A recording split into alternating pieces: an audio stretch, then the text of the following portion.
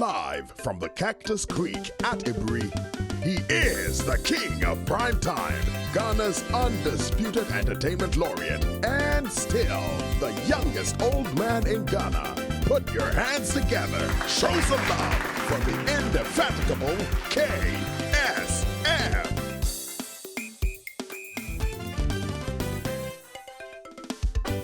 The KSM Show. Thank you. Welcome back to the KSM Show. And you know, from the episode I had, I can't help this jingle. Oh, we cry a bad day. No. On a serious note, sometimes you can't even understand how black people think. I'm sorry, but sometimes it seems that our logic, and shut down, man. I'm sorry. Show some love for my being sorry, man. Today, folks, I'm hanging out with some gentleman. I think his real name is Yao Boating, but we call him ZOHZOH. ZOHZOH simply means zebra on highway. Show some love, man. When it comes asking, why are you a zebra on highway? But anyway, enough of that, man. This guy also is known as the wood magician. This guy does magic with wood. Some of the things he will do with wood will blow your mind. Before he comes on, let's just take a quick second to look at some of the things he does with wood. Take a look at this.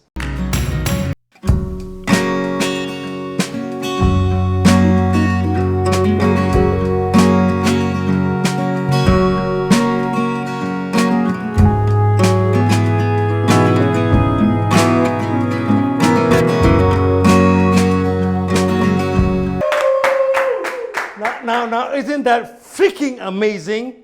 So let me shut up now. Let me introduce our guest for today, my man, Zebra on Highway, ZOHZOH. Yay! Yeah, man. ZOHZOH, Yes, welcome to the show, man. Good to have you here, man. You do amazing stuff. Thank you. But sit down, we'll come and talk about it. All right. Show us love one more time. Zebra on Highway in the house. We're going to take a short commercial break. When we come back, we'll get into his psyche, why he thinks about wood, and why he has become the wood magician. We'll be right back.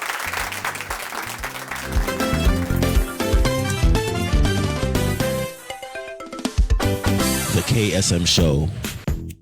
You can freshen up at home and in your car. So, why insure just your car? Introducing Homeprehensive, a single insurance policy for both your car and home. Get Homeprehensive from Vanguard, because when it comes to insuring your car and home, for boom preco.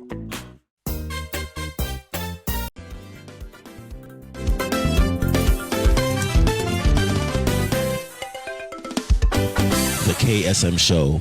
We're back, and thank you so much.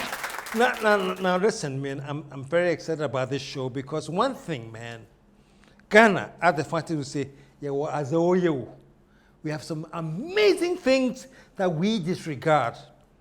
And this gentleman I'm going to talk to, we call him the wood magician, because the things that he can do with wood will blow your mind. You saw some of the few things in the beginning, and we're now going to talk about most of the things he does with wood. Your name is ZOHZOH. Yes. ZOHZOH. Zebra on Highway. What's the meaning? Zebra on highway. Zebra on Highway. Yes. Why? ZOHZOH.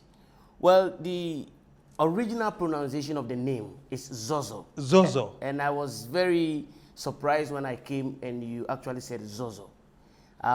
Somewhere around the world that I have lived, nobody has been able to pronounce it that way. Really? Everybody say ZOHZOH. So it was ZOHZOH, which literally means walking.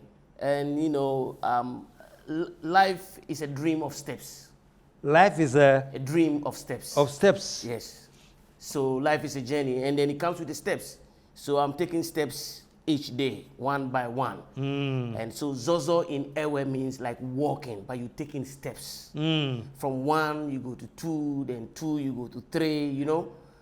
But then when the people could not pronounce ZOHZOH very well and they said ZOHZOH, Okay. then I changed it to ZOHZOH. Okay. Because the way I saw it is not the way they saw me. So you are ZOHZOH. So I am originally ZOHZOH, which has now changed to ZOHZOH. Oh, is that ZOHZOH? Yeah, so the ZOHZOH is what I made zebra on highway, zebra on highway. Put your hands together, man. I am zebra. I Yeah. take on the color, the animal color zebra, Yeah. black and white. Black and white. Yes. And the reason why I take black and white is because my yes is yes and my no is no. I am very direct to the point. Either I can do it or I can't do it. Okay. If you know me now, you know me forever. That's where I stand. So I don't know how to stand in between, looking confused. You're can't either make up your mind. you're a zebra on the highway. I'm a zebra on highway. You can't catch me easily. My brain is like a bullet train.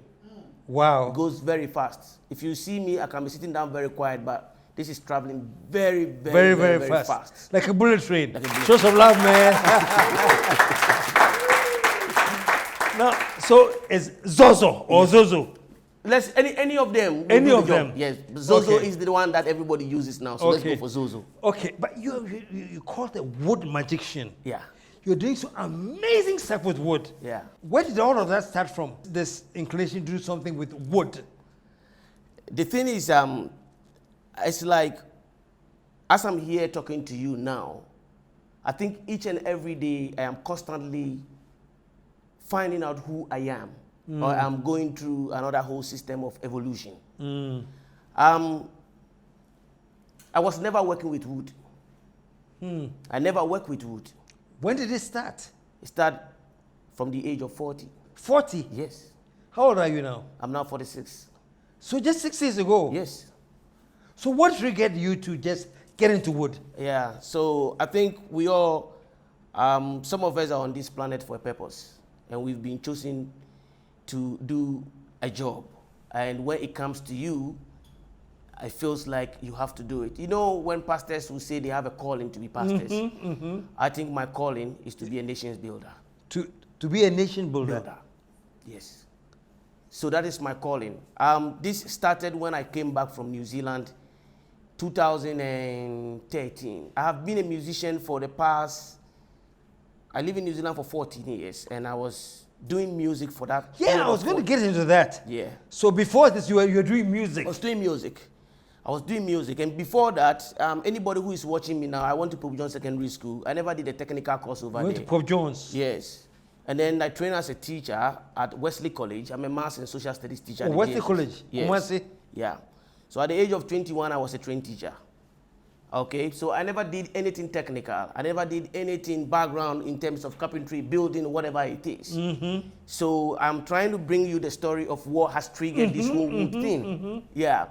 So when I went to New Zealand, I left here, I went to New Zealand at the age of 26. And I came back at the age 40. What did you go to do in New Zealand? I went to school over, I went to university over there. And studied what? I studied international communication. And then I left international communication to radio journalism. So I'm a radio journalist by training. But I've never practiced it. Because when I went to New Zealand, music was a natural gift that I had. I could play almost any drum you give me. That was a natural thing I had before I went to New Zealand. So I got into music over there just by bumping into a man who was then at the university I was studying. I went to New Zealand with a small drum. So when you went to New Zealand, to the university, Yeah. what was the idea? What were you going to study there? I was going to study international communication. International communication. I left the shores of Ghana to go to uni in New Zealand to go study international communication. That was my first degree that I went in for. I never left the shores here to go and do music. Wow. You see, that's why I'm saying that man is going through evolution, making sure that whatever comes to me, if I'm supposed to do it, I have to make sure I do it. Wow. I'm sorry. Let me interject here. Folks, let's take a short break and look at some of the stuff he was doing in music. Just a short clip. Take a look at this.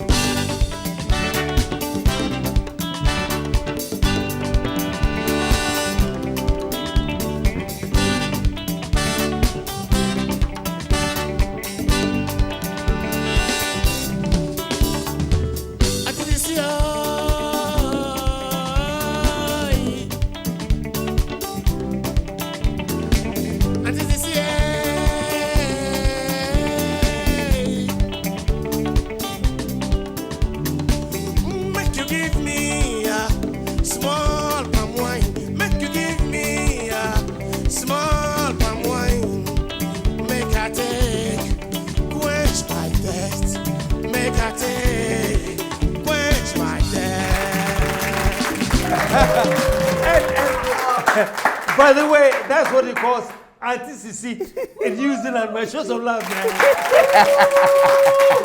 So let me come back to you, ZOHZOH. Yeah, man. So here you are doing anti-CC in New Zealand, the music. Yeah. So when did that change start happening about wood? Yeah, so after being in New Zealand for a while, you know, being a student, and then went into music. As I said, I went into music just by bumping into a lecturer at the uni. And he saw me with a drum. He saw me holding a drum in my hand. And then he asked me, are you from the Ewe tribe? Ewe? Yes. Specifically? Specifically. And I was surprised because New Zealand is so far away. It's the end of the world. So not many travelers come to Ghana from New Zealand. So to find a white guy who can pinpoint the drum I was holding was from a tribe in Ghana, it was shocking to me. And I said, yeah, but I asked him, how do you know? And he said, oh, I was in Ghana. By then, he said, I was in Ghana 10 years ago. I went to study music in a small little town called Kopei in the Volta region. And this called is what? Kopei. Kopei, okay. Yeah. This is the drum they play over there. Wow. And I said, wow, okay. And he remembered? He remembered. And then he asked me, what are you doing here? I said, I'm at my first semester. So, and he said, all the way from Ghana? I said, yes. And he said, so why are you here with the drum? I said, I'm looking for a job at a dance school as a part-time job. And he said, oh, okay. You know, I have a problem with my wrist. I can't drum. I'm the drum and dance instructor over here, but I can't play much anymore. So it's good that you are here. I'll give you the job. Wow. So as a first, you know, student, first semester, you know, I had a job at the dance school. So you had a job? Yes. To teach drumming? Yeah, to teach drumming. So what yeah. Wow. Yeah, so I was going to school at the same time, coming there, I'll do like 4 hours a week over there. And this is where it started. So one day he said to me, oh, do you want to come to my house and show you something? And I said, okay. So by then, I didn't know anywhere, you know, so he became like more or less like my mentor. Yeah. Yes, so he said, come to my house. He picked me up, I remember it was a Friday, and then we went to his house. He opened his studio, and bro, to tell you, he had drums, music instrument from almost every West African country. Wow. It was there. This is about what, now 20 years ago. It was there, and I look at it from whatever, Everything was there. Everything was there. And then he said, I have a band in town, and the band name is Gavu. It's called? Gavu. Gavu. Gavu, yes, it's an Ewe name, means money drum. So I was like, wow. And that band is a 7-piece band. It's all white boys. Wow. Playing Ghanaian music called Gavu. So he asked me, would you like to join the band? Really? And I said, yes. He said, I want you to become the percussionist. So I joined the band and I became the percussionist. So whilst I was going to school, I was playing show every Thursday. It's a bar called the London Bar. That's where we played the show. So now I had to do a lot more research work, you know, because even though I was playing drums and stuff like that, it wasn't all structured. So I needed myself to get myself, you know, a bit more educated on it. So I did that, and that was it. And I played with him and played with him and played with him for how long? About 3.5 years. Wow. And then somewhere along the line, I started feeling homesick. The struggle in New Zealand was a bit tough. Just, you know, when it was a new environment, everything was not in place like that. It was a culture shock, everything. So I needed to come to Africa for a while. So I came back to Ghana. So you came back home? Yes, and coming back to Ghana too, I wanted to come and re-educate, research again in music. So when I go and I go to the university, you can bring more ideas on music. Ideas. So I came back and then I went to stay in Koforidua. I stayed in Koforidua for about 11 months, and I gathered almost every traditional piece of drum from different tribes. Wow. I learned from the Dagomba tribe. I learned from the... This is all while we were in Koforidua? Yes, from 11 months. And anybody watching me, I used to drive a right-hand drive white car. I was the only Rasta man in town by then. And people didn't understand what I was doing. They used to say, "Now akwano kra no they be on wa parking tweniegu ni car musa I say okay ana." So they couldn't figure you out. Yeah, they couldn't figure me out, you know, because they didn't understand that if you are brochira ban only the drums will Wow. Yeah, so at the YMCA I go there every morning. I go and do like a dance training for 1 good hour. And then, so I did that for 11 months. And then I went back to New Zealand. Unfortunately, when I went back to New Zealand, because I was the African, that was the magnet in the Gavu band, when I left, Gavu band did not stand. Okay. And the band sort of kind of collapsed. Okay, till you went back? Yes. So then I decided that I need to enact another new movement, which I now called the ZOHZOH band. So I created a band myself over there, 10-piece band. My keyboardist was from India. My bass player was from South Africa. My saxophonist was from New Zealand. I had a whole different, international mix. And I traveled across the country. I've played almost all the jazz festivals in New Zealand. Band? With a band. I played almost all jazz festivals. What's the name of the band? ZOHZOH. Oh, you call it ZOHZOH? Yes, I call the band ZOHZOH. Because life is a journey. Life is a dream of steps. We're going to make it. We're going to go. It is all slow. Bam, bam, bam. But if I'm on stage, then I become zebra on highway, zebra on highway. You can't catch me. Wow. Now coming back to Ghana, 2013, 2014, I came, my sister said, I've been doing this, I've been doing that, I've been going to this school. So I asked my sister, what do you want to do at all in this world? Tell me, what's your passion? And then she said she wants to cook. So I said, okay. What do you want to do now? So you want to go to a chef school, some cooking school? Yeah, so me and my partner helped her to go back to school again. So when I came back 2015, she said, oh, you see, I'm a real school, no. I need a job. I want to work at Golden Tulip. I want to, she was mentioning all these big places. And I said, I don't really know anybody in these places. So what I would like to do is, can you just cook some food in the neighborhood where we are now? There's no food around here. So just cook some food. When they buy it, I'll do something for you. So first week she cooked, bang, food was gone. Second week, bang, food was gone. Third week, bang, food was gone. And So she was cooking in the neighborhood? Yes. So I was like, where was this? This was in Klagon. And I was like, wow, okay. So coming to Ghana, going back and front, I always see waste wood lying around. But New Zealand is a country that is built with wood. So I've seen wood all the time. So seeing that waste wood lying around, I used to ask myself, how come our people are not putting it into good use? So I decided to pick up this waste wood and create a table, a place for my sister to sell. Okay. This is the revolution of who I am today. Really? Show some love, man. So you got your sister interested in making food for the community? For the community, and then selling. you thought about, yes, what with Westwood? Yes. So how do we create something from wastewood? Yes, yeah, for her to use to sell. So I wanted the food to be presentable. We want a nice table, a nice, something looking good, so that it can be presentable. So I went to call this carpenter guy, because as I said, I never trained as a carpenter.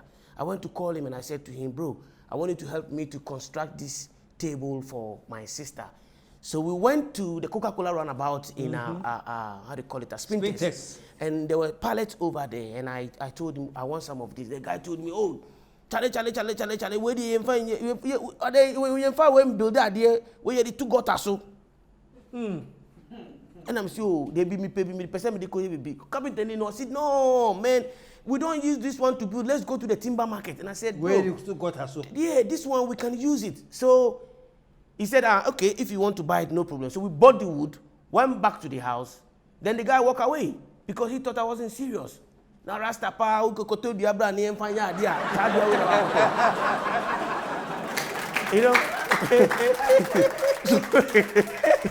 So I was like, wow, okay. So now I had to devise a different strategy now. So he went away. So I went back to him and I said, okay, bro, you know what? I'll pay you good money to just help me to construct this. And he said, oh, if you are going to pay me, no problem, maybe I'll do it. Yeah, so we did the table. And then I said to him, but you know what? We finished doing this stuff, but do you think that we can polish it up a little bit? Let's do some sandpaper work. Oh, chale, me de say you man, forman kolan no muye. We sandpaper polish biom. So at this point, he has had enough of me. I need to divorce him too, so I let him go. So I went to neighborhood, got some guys, bought them some sandpaper, and then we smoothed the table. Then I was like, I look at it for a while, and I was like, nah, it still needs some value to be added to it, you know? So I went into the market, got some varnish, and then varnish it. Then at that point, I got a bit satisfied. It's like, okay. Now, I don't know what was going through my mom's head. I don't know what was going through my sister's head. All I could think is, what is Rasta doing? Anyway, so people walk past every day, and they will go. And then broni biti hana. And then broni biti hana. The broni tifi hana. It is the product that is there. I was adding on and I was adding on. And so they were sort of curious about how you're adding on. Yes. Thinking that maybe you have a white guy. Yes. They thought they came to ask my mom. Broni biti hana because I brought from a person and my name. Oh, before the person. Yeah. You know. So they were asking my mom. My mom said, no, me bano, no, yes, I mano. Okay. So then people were coming to eat, but we needed drink. This was the next step. So I said to my sister, I want to create a cart for you, a mobile bar. A bar that we can put outside, you sell, and when we finish, we can put it together and take it away. So I created a mobile bar. And the bar that I created, me and my woman went to La Villa Boutique Hotel. We were sitting down there, and this white guy came from nowhere, you know, taking some food, and my woman went to talk to him. What are you doing in Ghana? He said, I'm a photographer for the New York Times. I'm taking photos of interesting things. And then my woman said, oh, you talk to him. This guy, he likes to create crazy things, you know. Talk to my man. So he came to talk to me. And I said, yeah, I have some wooden bar in my house. You want to come and take photo? And the guy said, yes. He came 1 o'clock in the afternoon. He took the photo of the bar. And 2-3 months' time, I was lying down there. A friend texted me and said, bro, you are in the New York Times. Wow. Put your hands together, man. Wow. And I said, I'm in the New York Times for what? Like, I haven't been in America or I haven't done, you know, like, what am I in for? And then he sent me a link, and I click on it, and the bar was in the New York Times. Wow. So then I told myself, I said, I think that this is what probably I'm meant to do. I'm supposed to build things. So that's triggered you into the whole thing? This is what triggered me into the whole thing. And to tell you the truth, it feels like my left brain was open. All the technical specs, engineering specs, everything was open in my brain, and I never stop. Wow. And I never stop, and all I do is to just create. There is no design, there is no concept you can bring to me that I'll tell you that I can't do it, unless maybe I don't want to do it. Wow. Put your hands together, man. Woo! This has gotten so exciting. Let's take a short commercial break, and when we come back, more of the Wood Magician. We'll be right back. Folks, coming up this week is a long holiday, man. Sunday is May Day. It's the workers' day, so big up to all of our workers, man. And that's on Sunday. And because May Day lands on Sunday, we are taking the actual holiday to Monday. So Monday is a holiday. And by the way, Tuesday is Eid al-Fitr. And so to all my Muslim brothers and sisters, I say big up to you. And just so you know my initials KSM, Kweku Sinti Misa. KSM means something different to my Muslim brothers, man. They call me Karimu Sani Muhammad. Show some love, man. And speaking of a long holiday, many of you are going to be traveling. And the best way to travel, the easiest, the smoothest, the fastest, the most convenient, is to fly Passion Air. So make sure that you have their toll-free number, which is 0800-221-221, and make your reservations and fly wherever you want to go, whichever city, this long holiday. You know something, folks, next week, Sunday, on the 8th, is Mother's Day. You know, some call it Mothering Day, because you may not be a mother directly, but you still be mothering many, many people. So whether you're a mother or whether you're just mothering, we're having a spectacular show of love for all you mothers. So next week on the 8th of May, make your way to Cactus Creek in Aburi. Come and show some love to your mothers. We have some special gifts for every mother. See you at Cactus Creek on the 8th of May. Mother's Day, make it special. you can enjoy your coffee at home and in your car. So, why insure just your car?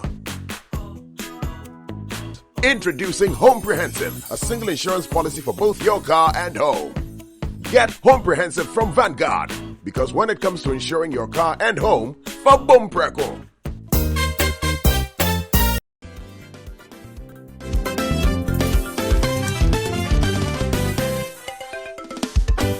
The KSM Show.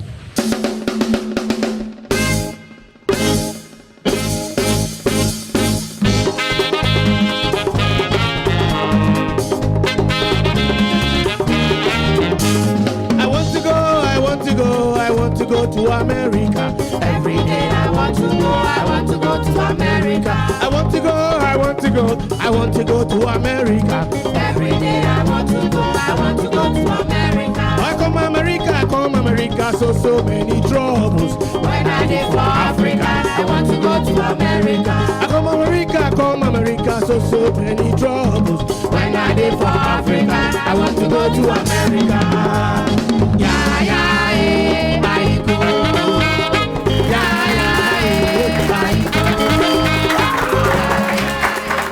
We're back. Folks, we're talking about talent and the whole idea of spotting something that can be ingenious. And that's why we have a guest here today who is known as the wood magician. And before the commercial break, he was telling us how he discovered something that became a big freaking deal. Yes. And even the New York Times had to pay attention to that. Yeah. So how did you feel when you saw that article in the New York Times? When I saw the article in the New York Times, I stayed in the room for about 3 hours without not coming out. The reason being is, you see, the African, how do you call it, perception or the African conclusion of somebody who has gone to live in overseas, coming back home. There's a lot of expectation.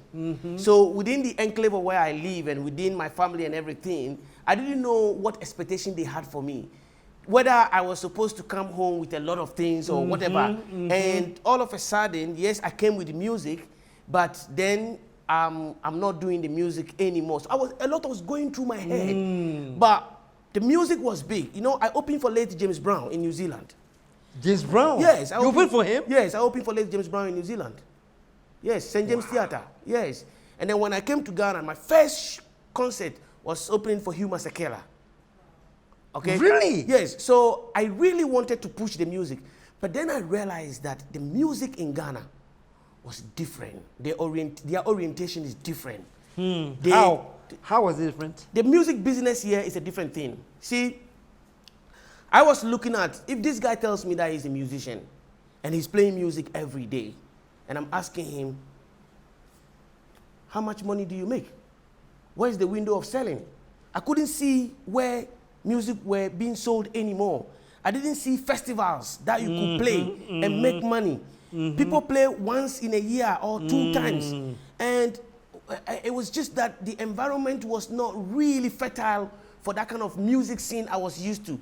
I was playing music Thursday, Friday, Saturday. I would travel, festival over here, 20,000 people, 10,000 people, 50,000 people, you know what I mean? And here, even to get the musicians together, they have to come for rehearsals. It's a story. They will not turn up. It was just that my orientation and their orientation was so different. Yeah. And I couldn't keep up in that whole cycle. It was doing my head in. And I was telling myself, nah, I don't think that they get it, you know? So even though I wanted to push it, it wasn't, and plus the blend I brought Afrobeat. Afrobeat I brought because my whole music that I got used to in New Zealand was Fela Foundation. The white guy that I was with, he only played Fela music. So I know Fela's album from Kring Kring to Kring Kring and understand what Afrobeat means. You see, I understand the drum pattern of Tony Allen. I understand the whole structure and everything.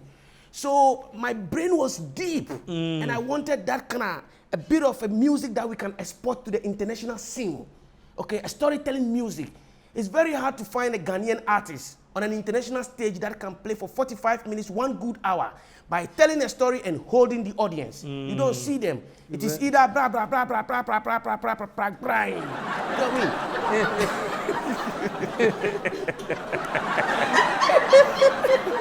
Yeah, so yeah.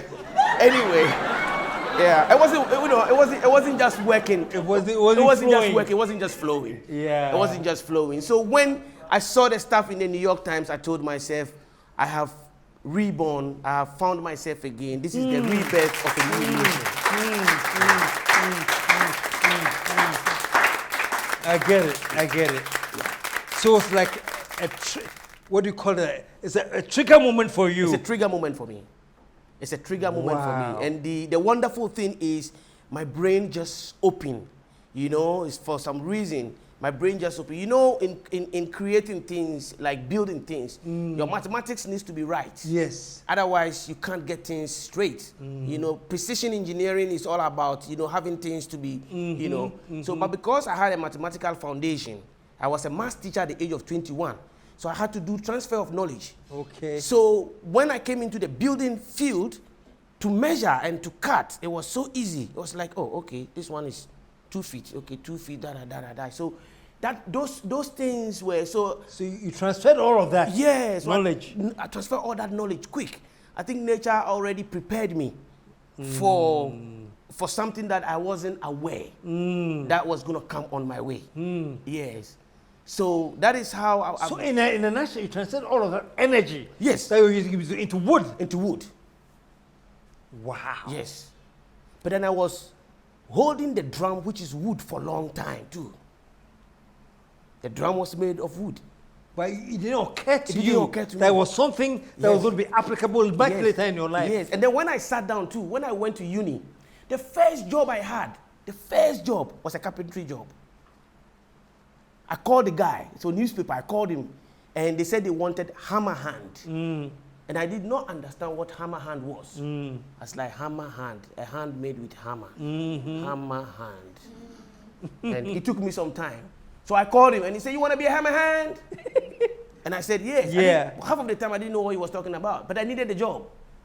You want to be a hammer hand? I said, yes. Okay, yeah, you get ready, 5 o'clock, I pick you up in the morning. Okay, we go, okay?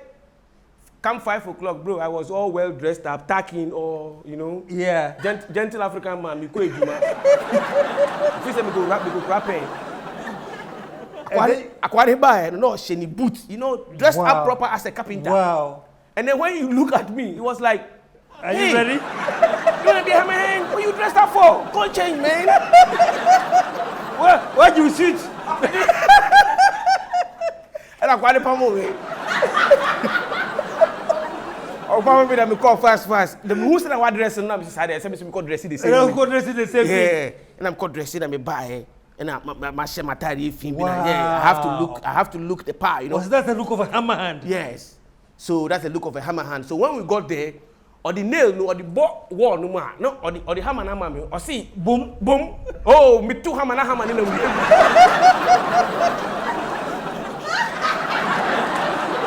Then he say, didn't you say you were hammer hand? Bro, you can't. He said you were hammer hand, man. Yes. What the hell are you doing? Yeah. Then I said to him, yeah, man, you know what? Yeah. You just have to teach me, you know. Yeah, I don't know, man. Yeah. I just needed a job. But I'm willing to do it. So you opened up to him? I opened up to him. I said, I'm willing to do it. He said, oh, okay, it's good that you open up to me. I said, yeah. He said, where are you from? I said, I'm from Ghana. He said, where in South Africa is that? I said, no, that's not South Africa. I'm from Ghana.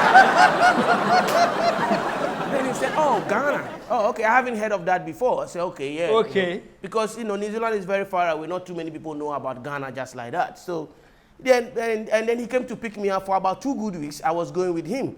But still, it didn't occur to me that I was going to be the builder I am today. Wow. Show some love, man. Wow. Yes.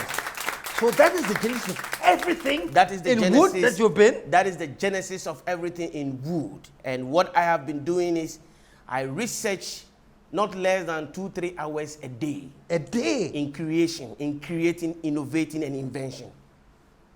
Wow. Yes. Every day. Creating, yes. Innovation, and invention. Yes.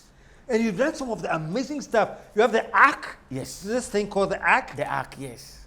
Yes. What else? Let me. I have the ark. And then I have the wine barrel. And then I have the wooden car. And then I have the food truck.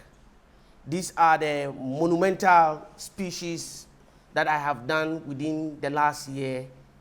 Yes, the last year. Last year was a great moment. I did a lot of serious stuff. So I did the ark, which looks like the Noah's Ark. And I didn't call it the ark. What do you call it? When I was building it, I didn't know what name to give it to. I never went to the field to go and build an ark. So who gave the name the ark? Yeah. I went there and the man said that he wanted me to build some wooden restaurant for him.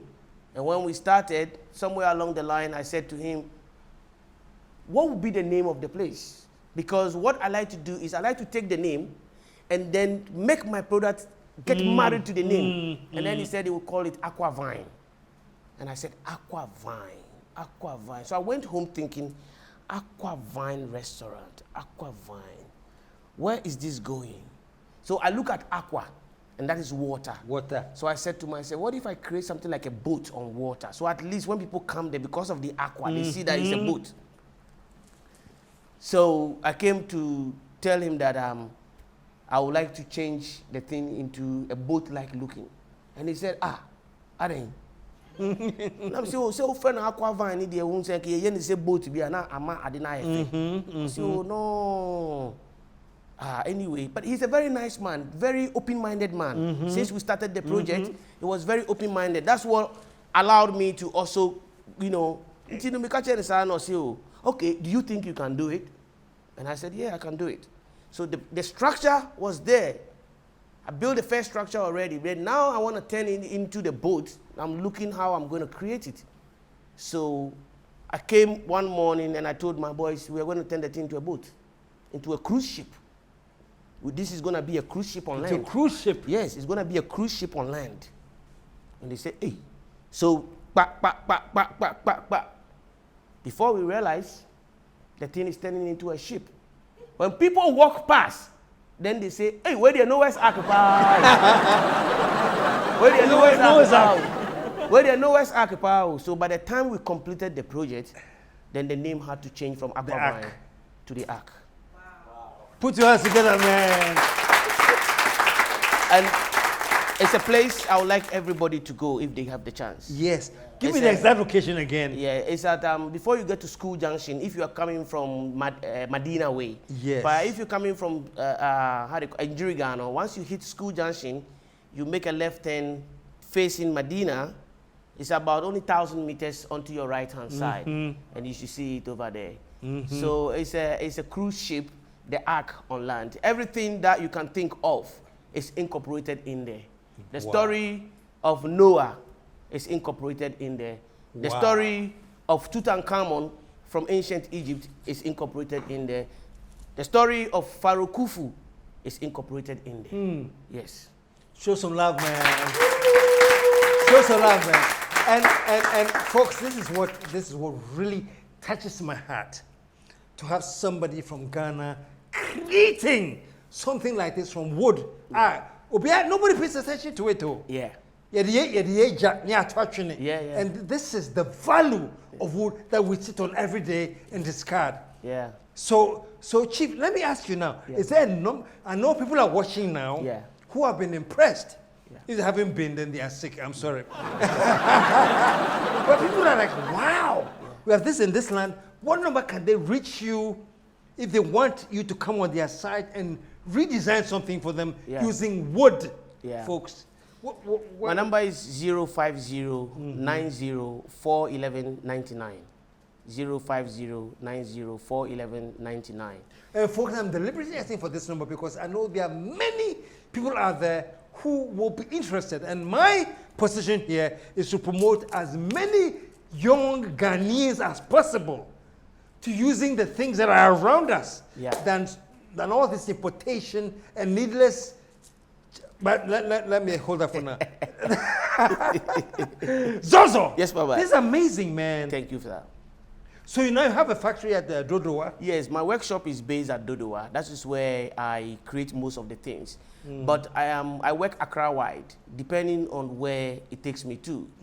Because somebody could say, I want two-bedroom house or three-bedroom house, or I need da-da-da-da. So, you know, I change my location. The recent job I did was changing a shipping container into a wooden look. So we gave a shipping container a different look. So we can convert a shipping container into any houses. look you want, yeah. Into houses and whatever it is. You add the wood? I add the wood. Yeah. I add the wood as a value. So I am basically a waste innovator, okay? So you see me in the waste yard. I work with metal, I work with wood. Wood is the frontliner. But each and every day, my engineering processes are getting, you know, upgraded every day. So anything that I find that I can put two together, that can make sense, you know. The spirit that runs through me is solution. I'm solution-oriented. I'm solution-based. If me and you are talking about something, and you are talking only about problem, forget it. Forget it. You want a solution? I want solution. I'm solution-oriented. So I always have solution for things. Always have solution for things. If we have to take this door down now and we can't take it down, I need to go sit down for a while. After a while, we have to take it down. I'm all about solution, and I'm all about just imparting. So you are results oriented. Yes. This is the result you're looking for. Yes. And here is the result. Yes. Show some love, man. That's Yeah. wow. Yeah. So I build a lot of things from my workshop. If it's a furniture job, like beds and, you know, benches and all that, you know, I built a lot of things from there. But talking about waste wood and talking about wood in Ghana, you see, I think that some of us were just brought into the scene by nature to just, how do you call it, do a bit of a mindset revolution, where people moved away a little bit by tapping into their talent. Now we have wood in this country, but wood has not been extensively used. So you go to villages, people are struggling to get money to buy cement bag, but they can't construct common house with wood. But when you go to the Western world, almost 90% of their houses is wood. It's wood. It's wooden houses.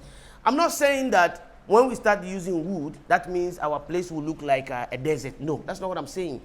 There is a proper forestry practice that you can engage by replanting the same wood again.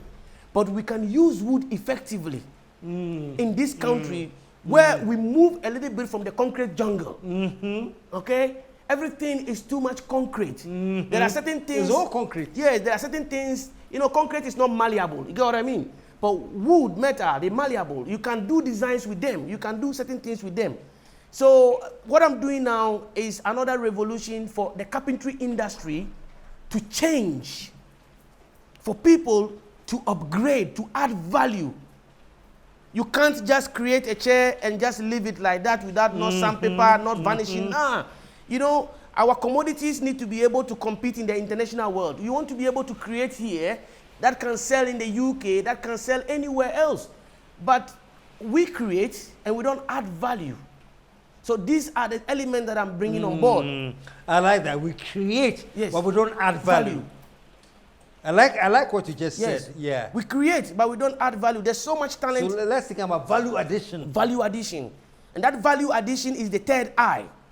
It's the third eye. You need to have the third eye that is open, that, you know, you got to be thinking outside the box. You can't be thinking inside. You have to think outside the box. Outside, yeah. Yes, to add value.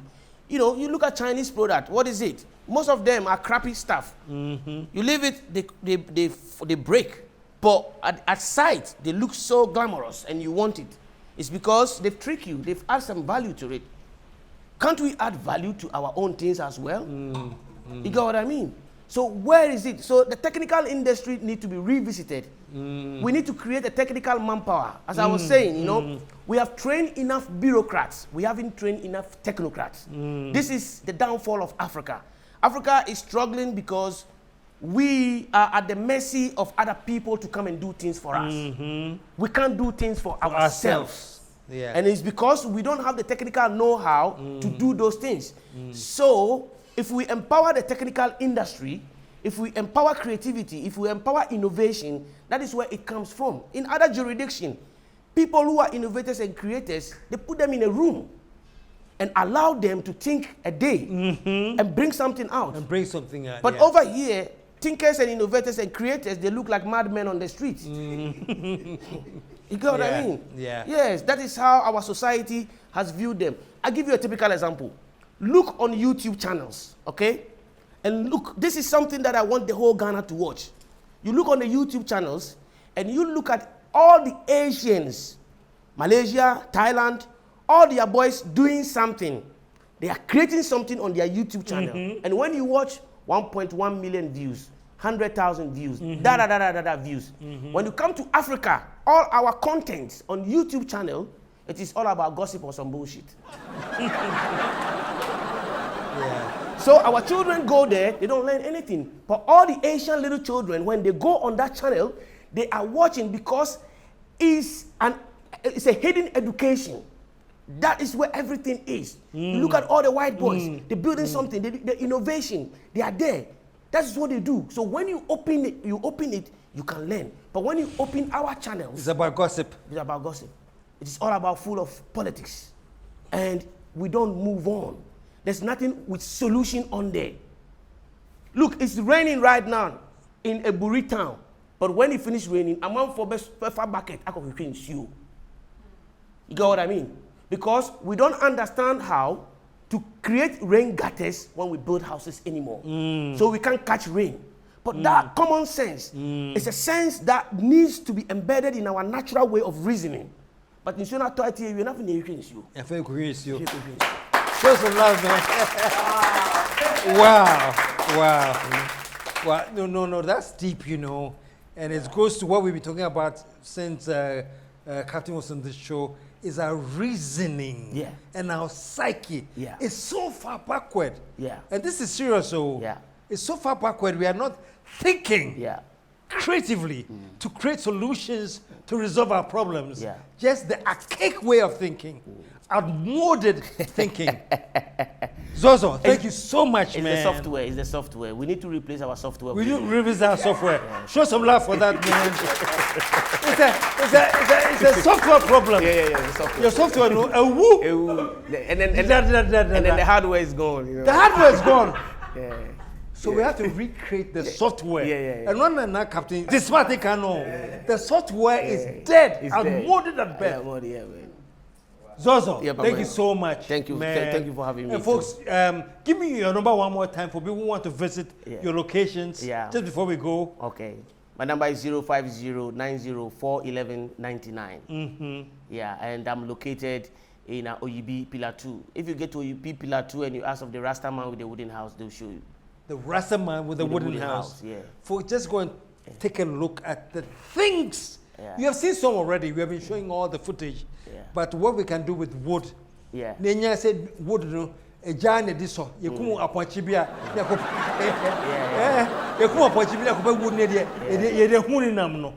There's so much more we can do outside of with the wood. Zero waste. You know, I'm going for zero waste. Zero waste. So even my wood pieces, I use them to create an art. Show some love, man. And folks, that's all we can bring you this evening. But we hope you're thinking, you are grasping the thing, because now, the focus now will be on how we can change our thinking, how we can change our psyche to make Ghana a more productive place that we can all live and enjoy. I think the education system also needs to change. We can't even go there now. The education system is warped, man. We teach people how to think and not what to think. And that's killing us. You see, just before I finish, there is a lot of youth out there who don't believe in Africa and who don't believe in themselves. The lost story is what they need to get. Our people were once great in ancient Kemet, Egypt. They did a lot of great stuff. The oldest building in Egypt, which is the house or the pyramid for Pharaoh Khufu, is 7,000 years old. Now, the civilization was at its peak, and it was black folks that made it to that height. Our people here need to know the story that we can go back again for that kind of knowledge. Thank you. And make Africa great again. Thank you. Show some love, man. And that's the whole thing, you know. We don't know our story. Yes. All we pay attention to is history. And history means his story. Not our story. We know a lot of history, almost story. His story, not our story. And that's what ZOHZOH is telling us. Let's go back to our story. Yeah. ZOHZOH, Yes, ma'am. God bless you, man. Thank you, man. Folks, until we come back next week with some more exciting, innovative, invigorating ideas, KSM signing off, saying as I always do, we are out of. Let the whole world say.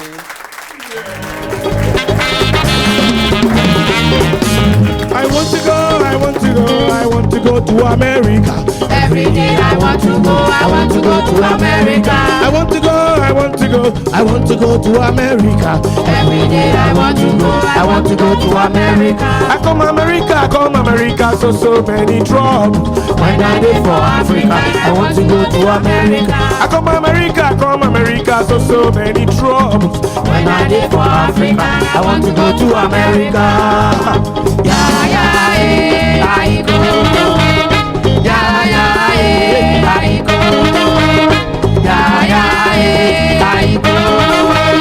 Yeah, yeah, eh, I go.